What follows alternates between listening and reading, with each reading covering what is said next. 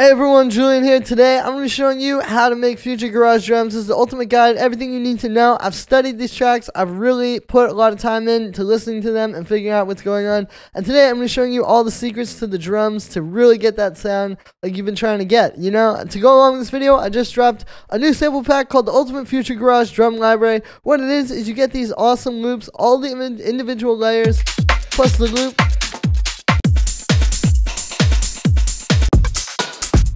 You can hear super nice stuff, plus you get the full Ableton file for each loop, as well as all the individual samples. So literally, the entire thing, everything you need to make drums in this style is available right here. This is a great resource, you know. I've compiled a lot of stuff here and a lot of work into making this a great drum pack so that you can just grab this and get started making the best Future Garage drums of your life. It also comes with some bonus synth loops and some bonus effects. It's everything you need to make a really, really great Future Garage track. Really don't sleep, guys. Link is at the top of the description. Again, you get these awesome loops, all the individual layers, so you can build your own loops right now, immediately just dragging and dropping these, plus the Ableton files, so you can go and break them down and learn from them as well. Link is at the top of the description. This is designed to give you guys the resources that I wish were out there when I was trying to learn how to do this. You know, I wish there was just like a great drum pack like this that I could have grabbed for an affordable price. So yeah, links at the top of the description. Definitely grab that, guys. Support yourself, making the best tracks of your life.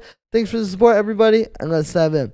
Alright, so with this loop, I'm at 134 BPM. I think that gives you a pretty good groove when it comes to Future Garage. So we're starting here. I always start with the kick and the snare.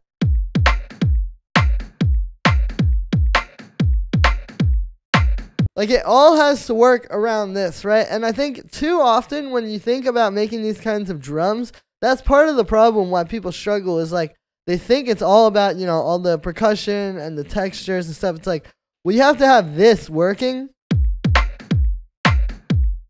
and have it be really cool on its own already. Like, you have to be grooving to that before any of this other stuff can work, right? So we start here with the kick. It's just this big fat 909 style kick.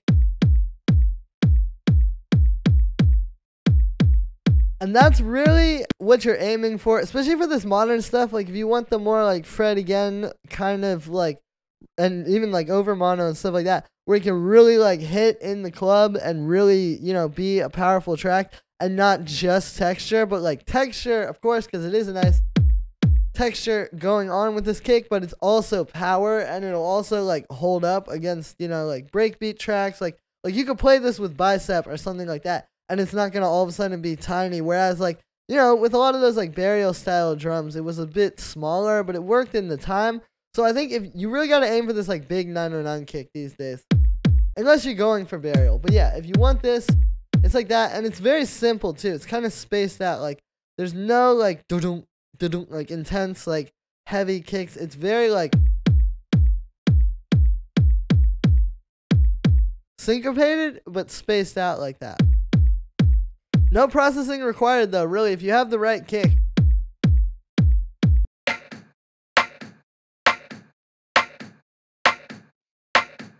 Now, the rim shot is another one where it's no processing required, but it's just good layering. So what we're doing here is you start with this rim shot. Right, you can hear that grooves well with the kick. That's just like a nice, punchy, live rim shot. And then I'm layering it with this breakbeat, which I've pretty heavily edited. What I'm doing is, so I'm taking, I'll show you the original sample.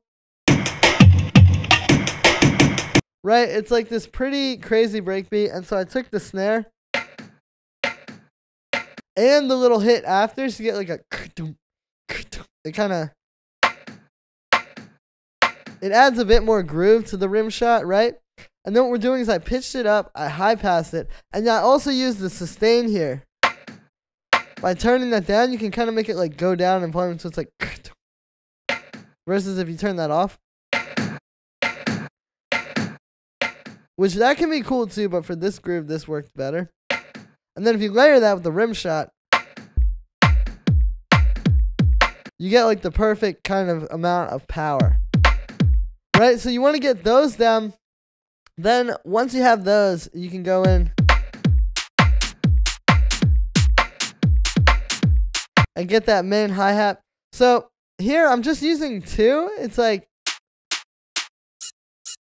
kind of the right amount of lows and highs. I think a lot of times, you don't just want like one hi-hat, right? Like when I listen to those Fred Again drums and even Fortet and all those different Future Garage drums, there's a lot of layering happening, but especially like just understanding that almost kind of like techno thing of like your hi-hat, you don't just want to and you don't just want to because too much and it won't really have groove, but too much and it won't be like, kind of punching through the groove enough, right?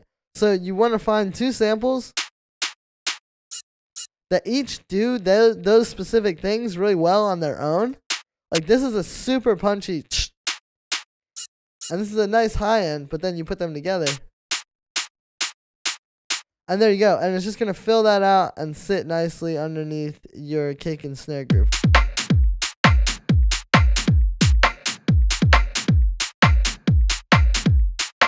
And then this is when you can start to add in some more percussion. Like this is when I would go and do something like this.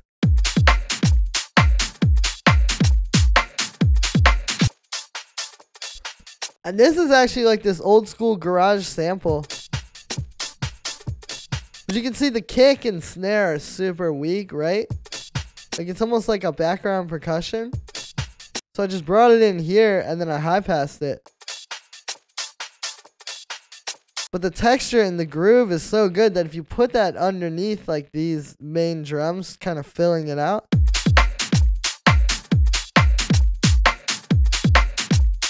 it fits really nicely. And I'll usually start with that. Like once you have these, this is where you can start to like influence the groove. So try a few different loops of some live percussion like this. There's also a breakbeat that you can bring in at this point.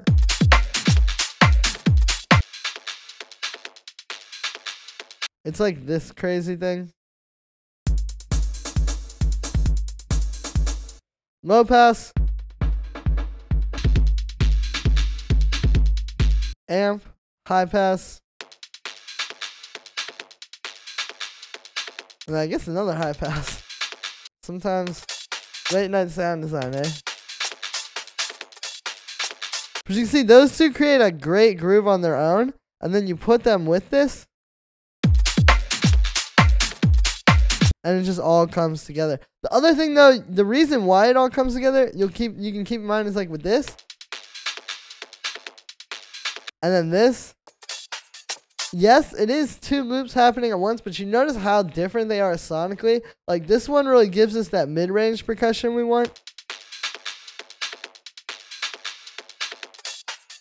And then this one's the high end. And so you put them together.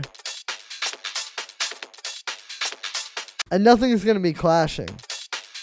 They just like complement each other. So this is where you can go and maybe add in some more hi-hats, right? Because we need probably some more like sizzle. So that's where these come in. So it's like these 2 different hi-hat samples.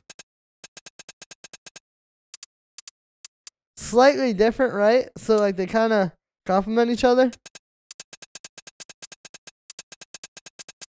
And it's like this kind of nice little groove being created between those 2.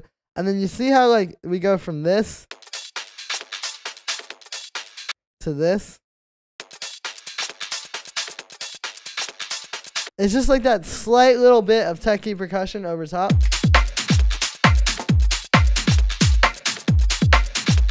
Which is going to fill it out. So now we have the full main steady groove. And then the last thing to bring in would be some percussion that's not as steady, that's not just constant like this, that's going to kind of like contrast the constant percussion. And that's where this drum rack comes. So you see it's this drum rack with a bunch of little percussion hits, and we're just kind of making it like swing like that. But it adds...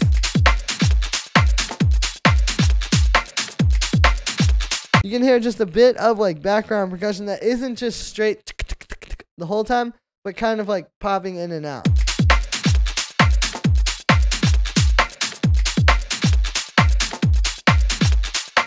And yeah, so that's it. That's all the layers you need. If you do that, you should be able to make some really great Future Garage drums. So that's going to be it for this one, guys. I hope you enjoyed. As always, make sure to like this video as well as subscribe. And let me know what you think of this video in the comments. Like I said in the beginning, you can get the ultimate Future Garage drum library right at the top of the description on my website for a very affordable price. You get this awesome library full of really high quality loops and full drum loops as well as individual loops, plus the Ableton files and individual samples for all of them, plus some bonus synth loops and some bonus effects. Again, these are all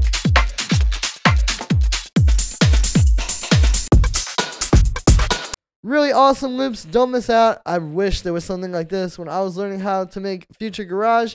And yeah, this is really going to help you guys make the best tracks of your career. Definitely go ahead and grab that. Support yourself. Thank you so much, everybody. And I will see you in a few days with another video.